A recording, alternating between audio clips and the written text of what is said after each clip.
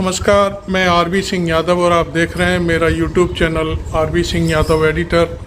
आज देर रात मुझे एक बार फिर से उत्तर प्रदेश की घटनाओं को लेकर के आपसे बात करने का मौका मिला है।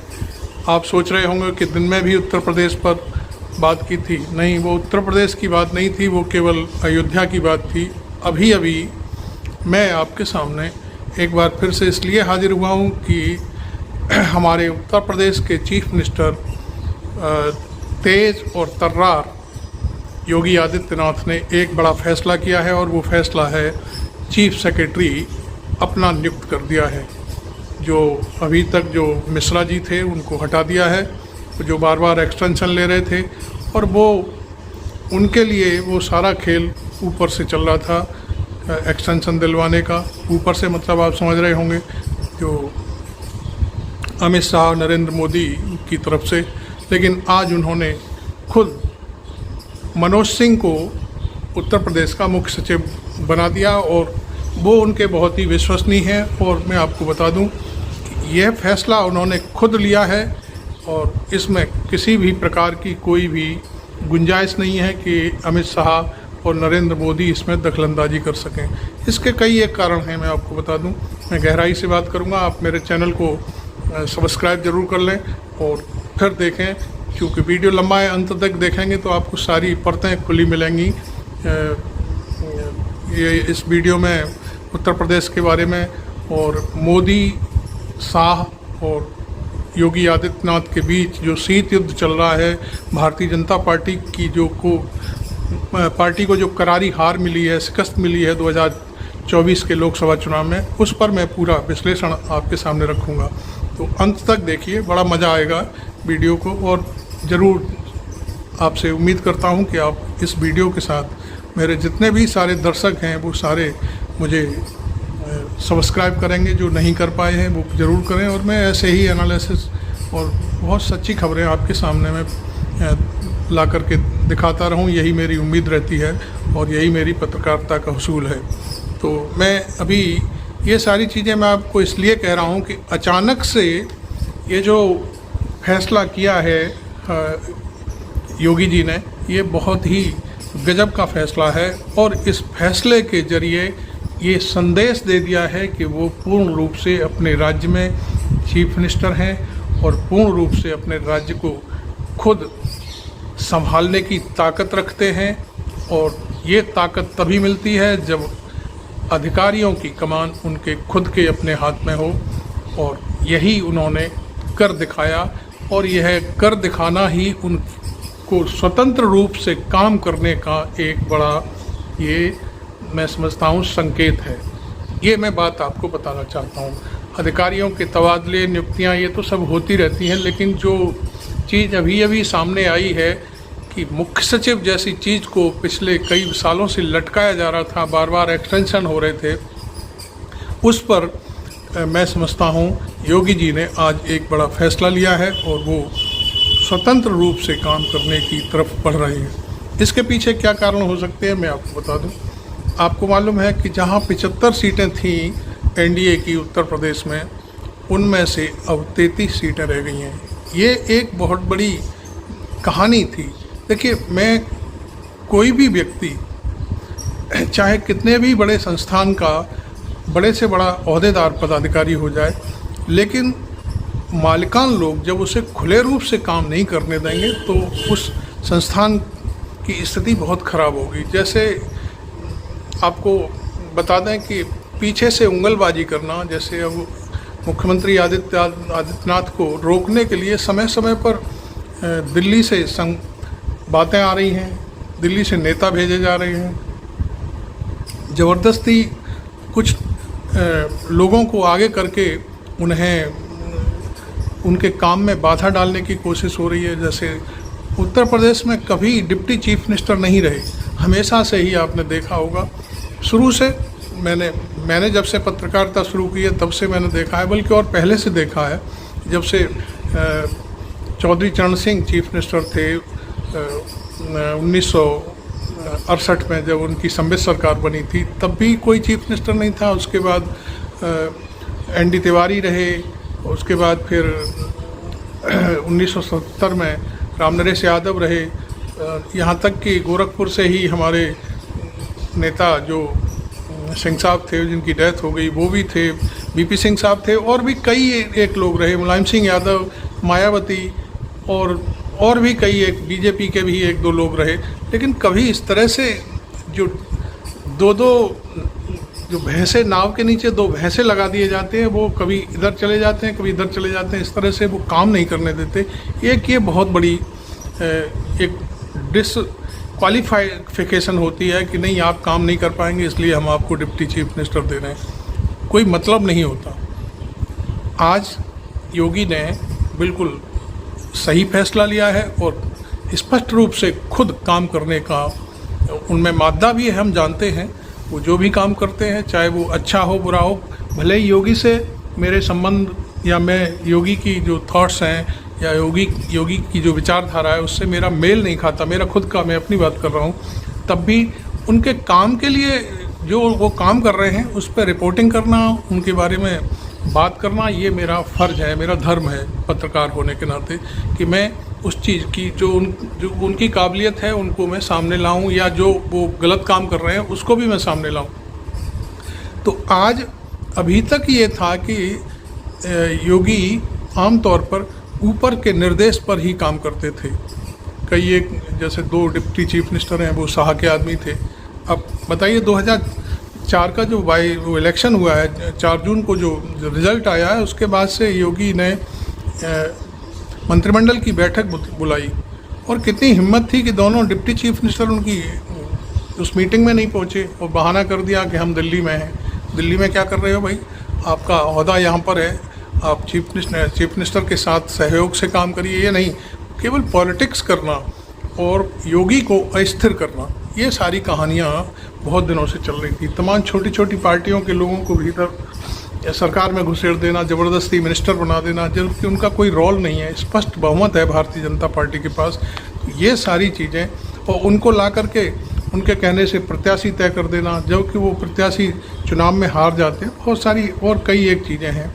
तो ये बातें आज स्पष्ट हो गई कि योगी पूरी तरह से स्वच्छंद हैं और शायद स्वतंत्र हो गए हैं अब काम करने के लिए। और मुझे जहाँ तक लगता है, मैंने कई लोगों को सुना, कई पत्रकारों से मेरी दोस्ती है, उन्होंने मुझे बताया कि अभी तक शायद ये चल रहा था कि योगी को शायद हटाने की तैयारी चल रही है, ये सारी चीज़ें हैं। तो वो प्रक्रिया थी एक दिमाग में। कुछ दिन पहले मैंने एक वीडियो बनाया था कि अखिलेश यादव से और योगी आदित्यनाथ से निपटने के लिए उत्तर प्रदेश को कई भागों में बांटा जा सकता है, छोटा प्रदेश करके उनका कद नाप देने की तैयारी चल रही है। तो ये सारी चीज़ें, लेकिन मैंने अभी जो आज सुना है, आज जो मुझे खबर दिल्ली से मिली है, वो ये है कि अब अमित शाह ने अपने घोड़े जो उधर लखनऊ की तरफ दौड़ा रहे थे वो वापस ले लिए हैं। अब शायद उनका पौआ फिट नहीं बैठ रहा है कि वो यहाँ पर कोई बात करें। इसके पीछे अब एक कारण और मैं बताता हूँ। आज ही शाम को सूचना मिली कि आरएसएस प्रमुख मोहन भागवत अब शायद 2 या 3 दिन के दौरे पर यूपी में आ रहे हैं, पूर्वांचल में रहेंगे। वहाँ जो आरएसएस की जितने भी ज़िले लगते हैं, जैसे पूर्वांचल प्रांत है, जैसे अवध प्रांत है हमारे इधर, आगरा में उसका वो है, तो इसी तरह से वहाँ वो उन आरएसएस के लोगों से सलाह मशवरा करेंगे और उनसे बात करेंगे। ये सीधा ये दूसरा दौरा है मोहन भागवत का। अभी गोरखपुर में रह करके आए हैं, वहाँ भी उन्होंने आरएसएस के लोगों से, जो लोग प्रमुख लोग थे, उनसे बात करी और पूरी कहानी। तब शायद लोग जैसा कहते हैं कि गोपनीय रूप से योगी आदित्यनाथ की और मोहन भागवत की 2 बार मुलाकात हुई है। उन दोनों मुलाकातों ने जो योगी को बल दिया है वो सबसे महत्वपूर्ण है, और उसी का फल है कि आज चीफ सेक्रेटरी मनोज सिंह नियुक्त कर दिए गए हैं, जिसमें मैं समझता हूँ कोई सलाह नहीं ली गई ऊपर से। और अब वहाँ भी शायद वो लोग डर गए हैं, क्योंकि वहाँ वो डरे भी क्या हैं, उनकी स्थिति बहुत ख़राब है। उनकी जो सरकार चल रही है लंगड़ी लोली बना करके, 2 पार्टनर हैं ऐसे जो कभी भी सरकार गिरा सकते हैं, तो उनसे उनको साधने की वो जुगत में लग गए हैं। अब उन्होंने ये तय कर लिया है कि हमें उत्तर प्रदेश में योगी आदित्यनाथ से नहीं टकराना है, क्योंकि टकराने का नतीजा शायद अंदरूनी तौर पर जो मीटिंग हुई थी 4 तारीख के बाद में भारतीय जनता पार्टी की, उसमें शायद अमित शाह और योगी के बीच हॉट टॉक हुई थी। उसमें कहा गया था कि ये सब कैसे हो गया, क्यों हार गए। तब उन्होंने कहा था कि मैंने 30 आपको प्रत्याशी दिए थे, मैंने लिस्ट गई थी, उसमें से आपने मात्र शायद 3 या 4 लोगों को टिकट दिया और वो जीत गए, बाकी लोगों के नाम आपने काट दिए। इसके लिए मैं जिम्मेदार नहीं, आप जिम्मेदार हैं। ऊपर से थोपे हुए लोग बहुत सारी कहानियाँ गढ़ते रहते थे। अब मोदी और योगी इस समय अपने बचाव में नायडू और बिहार के चीफ मिनिस्टर से अपनी जो स्थितियां हैं उनको मजबूत करने में लगे हुए हैं। वहाँ भी बहुत बड़ा रोल अदा हो रहा है। उधर से दोनों राज्य अपने अपने को एक स्पेशल दर्जे के रूप में राज्य चाहते हैं और बहुत सारी मैं समझता हूँ मदद चाहते हैं कि जैसे बिहार पिछड़ा राज्य है और आंध्रा उससे भी ज़्यादा पिछड़ा राज्य है, वहाँ अभी तक उसकी अपनी राजधानी नहीं है, तो वो सारी चीज़ें डिमांड चल रही हैं। अब योगी से टकराएंगे या उन दोनों से निपटेंगे, इसलिए शायद उन्होंने अपने सारे जो भी प्रस्ताव बना रहे थे उत्तर प्रदेश विभाजन के, तो वो सब चीज़ें शायद वापस हो गई हैं ये सेनाएं उनकी। तो अब बात आती है कि योगी की जीत कैसे हुई इस कांड में। असलियत ये है कि जो अयोध्या में जो निर्माण हुए हैं और भी दूसरी जगहों पर जो निर्माण कार्य और विकास के कार्य हुए हैं, उनमें गुजरात की सारी फर्में काम कर रही थी और उन फर्मों ने इतना बेड़ा गर्क किया है कि योगी आदित्यनाथ की छवि खराब हो रही है। तो पिछली बारी आपने सुना होगा, कुछ दिन पहले योगी आदित्यनाथ ने एक जो गुजरात की कंपनी थी उसको ब्लैक लिस्टेड कर दिया और कोई भी काम देने से मना कर दिया। उन्होंने कहा कि मैं यूपी में गुजरात की कंपनी को घुसने नहीं दूंगा। अब अयोध्या में जो रामपथ बना हुआ है वो सारा काम, मंदिर का काम जो भी है, वो भी सब गुजरात की कंपनियां हैं कर रही हैं और उनकी वजह से आपने देखा होगा कि अयोध्या के तमाम वीडियो जारी हो रहे हैं कि गड्ढे और ये सारी चीज़ें हो रही हैं। दूसरा, वहाँ जो लूट मचाई गई गुजरात की कंपनियों द्वारा, वहाँ से अयोध्या की जनता काफ़ी नाराज़ हुई। और बाकी बहुत सारी चीज़ें, ऐसा नहीं कि योगी ही अमित शाह और कंपनियां ही जिम्मेदार हैं। योगी के उन्होंने निर्णय नहीं लिए, उन्होंने इस तरह की कभी कोई स्थिति को जांचा परखा नहीं कि हम जो करने जा रहे हैं वो ठीक है या गलत है। खैर, तो उस पर भी उसकी वजह भी रही अयोध्या हारने की। दूसरा, शायद वाराणसी में भी लोगों में काफ़ी आक्रोश है निर्माण कार्यों को जो विकास के लिए हुए हैं उसको लेकर के। तो ये सारी चीज़ें हैं। तो अब योगी का अगला कदम भी बहुत ही ज़बरदस्त होने वाला है। अब आप देखिए कि अभी जो मिश्रा जी थे उनको गुलदस्ता दिया हुआ था, उनको ये लग रहा था कि मेरा शायद एक्सटेंशन और 1 साल के लिए बढ़ जाएगा या 6 महीने के लिए बढ़ जाएगा, लेकिन वो सारा मनोज सिंह ने आकर के ध्वस्त कर दिया। मनोज सिंह ने चार्ज भी ले लिया। एक बात। दूसरी बात, शायद योगी आदित्यनाथ और एक बड़ा फैसला लेने वाले हैं और वो फैसला वो होगा जिसकी आपको कल्पना तक नहीं होगी। जो 2 डिप्टी चीफ मिनिस्टर बैठाए गए हैं उनको भी हटाने की पूरी तैयारी चल रही है। तो ये काम भी होने ही है निश्चित तौर पर। मैं क्लियर कट तो नहीं कह सकता कि ये डिप्टी चीफ मिनिस्टर हटाए जाएंगे, लेकिन जो खींचतान मचाते रहते हैं ये समय समय पर, योगी आदित्यनाथ के पैर खींचते रहते हैं, विकास के कामों में रोड़ा अटकाते हैं, बहुत सारी चीज़ें होती हैं। तो ये सारा काम मैं समझता हूँ कई मिनिस्टर भी हटने हैं निश्चित तौर पर। मैं आपको ये बात तो मैं बता सकता हूँ। डिप्टी चीफ मिनिस्टर के बारे में तो शायद कुछ देर लग जाए और हटेंगे तो दोनों ही, लेकिन ये जो चीज़ें हैं जो ऊपर से बैठाई गई हैं वो मंत्री भी पद छीने जाएंगे। और अब जो कुछ भी भर्ती होगी योगी आदित्यनाथ मंत्रिमंडल में अपने तरीके से, हो सकता है पूरा मंत्रिमंडल ही बर्खास्त कर दें जिससे किसी को बुरा न लगे, किसी को भला न लगे, और नया मंत्रिमंडल गठन करने के लिए फिर से पूरे तार जोड़े जाएं, क्या होगा क्या नहीं होगा। अब विकास में ही इसी तरह से मैं समझता हूँ गुजरात की कंपनी को अब किसी भी रूप में काम नहीं दिया जाएगा। देखिए बहुत सारे काम हुए हैं, क्वेश्चन पेपर लीक हो रहे हैं, सारे गुजरात की कंपनी है और लोकल में जितने ठेकेदार हैं उत्तर प्रदेश के, बड़ी बड़ी कंस्ट्रक्शन कंपनियां हैं, उन सब के हक मारे जा रहे हैं और सारा काम जो गुजराती लॉबी है, जो व्यापारी हैं, वो सारा काम ले जा रहे हैं। तो अब जैसे नोएडा का काम है, लखनऊ का काम है, आगरा का काम है और आपका ये बनारस का काम है, ये सारे लोग क्या हैं? अब देखिए टोरेंट पावर है, कानपुर में है, आगरा में है, ये क्या है? कहाँ की कंपनी है? पूरी लूट मचा रखी है। 12-14 रुपये के हिसाब से जो है वसूली कर रही है यूनिट के हिसाब से, और पूरा देश, पूरा प्रदेश देख रहा है। और कभी अब उसके खिलाफ कोई प्रदर्शन करने जाओ तो पुलिस लोगों को परमिशन नहीं देती कि नहीं, वो टोरेंट कंपनी के खिलाफ प्रदर्शन नहीं करेंगे आप, इस तरह की ये क्या है? तो ये सारी चीज़ें मैं समझता हूँ योगी आदित्यनाथ समझते हैं और इन पर नकेल कसने के लिए वो बड़े से बड़े एक्शन लेने के लिए तैयारी कर रहे हैं। और इन सब चीज़ों के लिए मोहन भागवत का उनसे जो मेल मिलाप हुआ है, उन्होंने जो उनकी पीठ थपथपाई है, वो सारा काम कर रहा है। क्योंकि देखिए अभी हिंदू युवा वाहिनी की उन्होंने मीटिंग भी ली है। वो जानते हैं योगी आदित्यनाथ को आरएसएस से ज़्यादा कोई नहीं जानता। वो जानते हैं कि यदि हमने योगी आदित्यनाथ को अकेले छोड़ दिया यूपी में तो निश्चित तौर पर भारतीय जनता पार्टी की स्थिति काफ़ी मजबूत होगी। इसको काम करने के जो तौर तरीके हैं उनके, वो कर रहे हैं। बाकी बहुत सारी बुलडोजर की नीति है, वो उनकी सही नहीं है, क्योंकि ये काम किसी का घर गिराना, किसी को बेहिसाब जो है इनकाउंटर करा देना, ये सारी चीज़ें कोई मायने नहीं रखती। ये सारे काम कोर्ट के होते हैं। कानून और कोर्ट किसके लिए बनी हुई है? इस सबको न्याय मिलना चाहिए। तो खैर वो एक अलग कहानी है।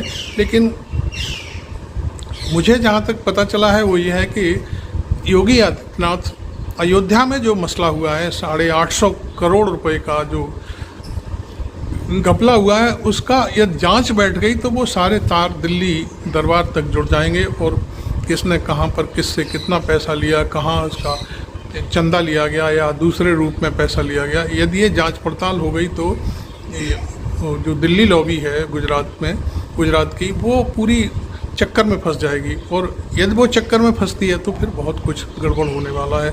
और इसके लिए आपको मालूम है LOP अब राहुल गांधी हो गए हैं और उसके साथ उत्तर प्रदेश में 37 समाजवादी पार्टी और 7 कांग्रेस के जो सांसद हैं वो पीछा नहीं छोड़ेंगे। वो किसी न किसी रूप में कहीं ना कहीं इन सब पर्दों को, जो परतें पड़ी हुई हैं भ्रष्टाचार की, उनको उखाड़ेंगे।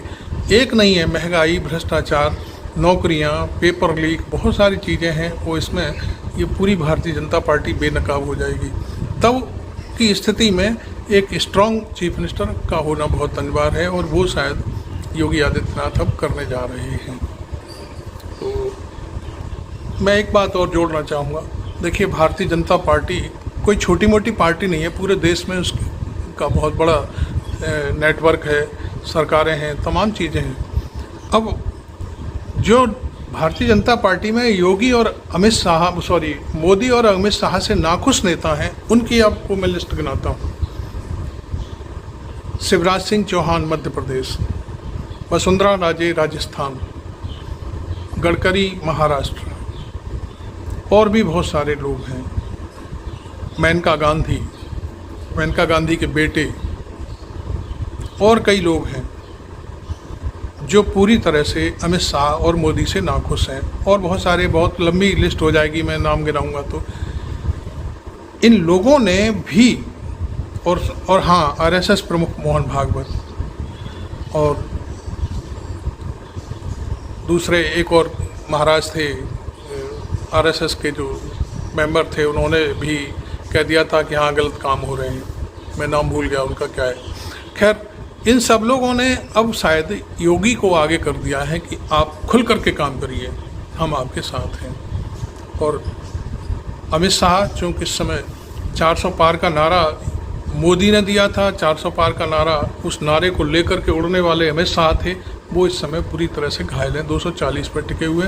तो ऐसे में ये जो हारे हुए प्यादे घूम रहे हैं भारतीय जनता पार्टी के, उन्होंने योगी आदित्यनाथ को ही ये सबसे बड़ा खैर ख्वाह समझा हुआ है कि आप आगे चलिए और हम आपके साथ हैं। तो ये भी एक बड़ी बात है कि एक धड़ा पूरी तरह से जो नाराज़ था वो उसका नेता योगी आदित्यनाथ हो सकते हैं इन फ्यूचर। तो अभी देखिए मोहन भागवत बनारस में हैं, क्या करने जा रहे हैं वो भी हम आपको आगे चल के दिखाएंगे। अब असलियत ये है कि उत्तर प्रदेश में बाई इलेक्शन होने हैं, 10 सीटें खाली हुई हैं विधायकों की। योगी आदित्यनाथ के पीछे पूरी लॉबी खड़ी हुई है। भारतीय जनता पार्टी के जो मैंने पिछले अभी नाम गिनाए थे आपको, वो लॉबी खड़ी है कि आप खेलो, फुट फ्रंट पर जाकर खेलो, हम आपके साथ हैं। तो अब जो 10 लोकसभा विधानसभा चुनाव हैं, इनको जीतने के लिए योगी आदित्यनाथ पूरी तरह से सक्रिय हो चुके हैं और वो मैं समझता हूँ उनका यही होगा जो फैसला है कि मैं सारी जो विधानसभा की सारी 10 सीटें हैं उन्हें जीत करके अपने आप को क्लीन कर लूँ। क्योंकि अभी तक जो कहानी थी वो सब ये चल रहा था कि योगी आदित्यनाथ की वजह से यूपी हारे हैं। नहीं, ऐसा नहीं है। यूपी हारने के पीछे अमित शाह की जो स्ट्रैटेजी है वो भी उसमें शामिल है। क्योंकि कोई चीज़ें जब होती हैं, एक आदमी कोई निर्णय लेता है, चाहे वो सही हो या गलत हो, वो हमेशा आर पार की लड़ाई लड़ता है। यहाँ पर सब्जी में कोई दाल डाल गया, कोई नमक डाल गया, कोई मिर्च डाल गया, तो वो सब्जी फिर स्वादिष्ट नहीं बनती। तो इसी तरह से ये जो हार हुई है भारतीय जनता पार्टी की, उसमें कई लोगों का रोल रहा है। तो उस रोल की वजह से अब मैं समझता हूँ कि योगी आदित्यनाथ पूरी तरह से तैयारी कर रहे हैं अपनी भीतर। और वो उसका निर्णय क्या होगा, फैसला क्या होगा, जनता उन 10 सीटों पर क्या करेगी, ये तो वक्त की बात है। हम अभी से कुछ नहीं कह सकते, लेकिन वो अपनी छवि सुधारने के लिए ऐसा इन सीटों पर कब्जा करने की कोशिश करेंगे कि किसी भी तरह से कब्जा हो जाए। और यही एक बात है कि जिसकी वजह से उन्होंने उत्तर प्रदेश में चीफ सेक्रेटरी को बदला है। अभी बहुत सारे और बदलाव होंगे, तमाम विकेट चटकेंगे, जिनकी वजह से एक वोट नहीं मिल रहा है भाजपा को। ऐसे लोग जो आईपीएस हैं, जिन्होंने हमेशा आईपीएस गिरी की है, वो जाकर के शामिल हो गए मंत्रिमंडल में, कोई काम नहीं कर रहे 2 धेले का। ऐसे भी लोग हैं जिनको हटाया जाना बहुत ज़रूरी है। तो कुल मिलाकर के अभी बहुत सारी चीज़ें और स्थितियाँ स्पष्ट होनी हैं। तो मैं समझता हूँ कि अब ये इस पर हमें देखना होगा, बात करना होगा। अब संसदीय दल की बैठक होने वाली है मंगलवार को, क्योंकि संसद का सत्र चल रहा है। उस दौरान बैठक होती है, उसमें क्या निर्णय होता है, कई एक चीज़ें, कौन बोलता है उसमें, क्योंकि वो पार्टी के संसदीय दल के जो मेंबर्स हैं उसमें वही भाग लेंगे। कौन क्या क्या अपनी शिकायतें करता है, ये सारी चीज़ें भी सामने आएंगी। और एक पावर सेंटर के रूप में नया पावर सेंटर उभरने की ओर है, और वो है योगी आदित्यनाथ। ये पावर सेंटर कहाँ तक जाएगा, पीछे हटेगा या यही बना रहेगा, या अमित शाह और मोदी पीछा करेंगे, या वो नायडू और बिहार में ही उलझ के रह जाएंगे, क्या होगा, ये थोड़ा सा हमें वेट करना चाहिए। तो आपको ये वीडियो कैसा लगा, ये जानकारी मैंने आपको दी, कैसी लगी आपको ज़रूर कमेंट करें और चैनल को सब्सक्राइब ज़रूर करें। Thank you very much. मैं आरबी सिंह यादव।